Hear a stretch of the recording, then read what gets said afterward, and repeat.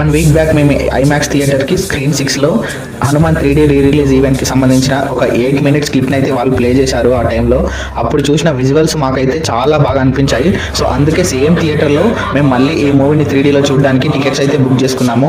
And ఓవరాల్గా total movie చూసిన తర్వాత మా ఎక్స్పీరియన్స్ అయితే అసలు స్పీచ్లెస్.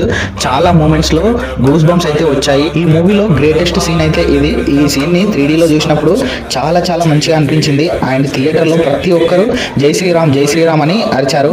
అండ్ ఆ క్లైమాక్స్లో హనుమాన్ బయటకి వచ్చినప్పుడైతే గూస్ బంప్స్, ఆ last 20 minutes Hanuman Chalisa play అయినప్పుడు మాకైతే గూస్ బంప్స్, హనుమాన్ మాతోనే ఉన్నట్టు అనిపించింది 3Dలో చూసినప్పుడు.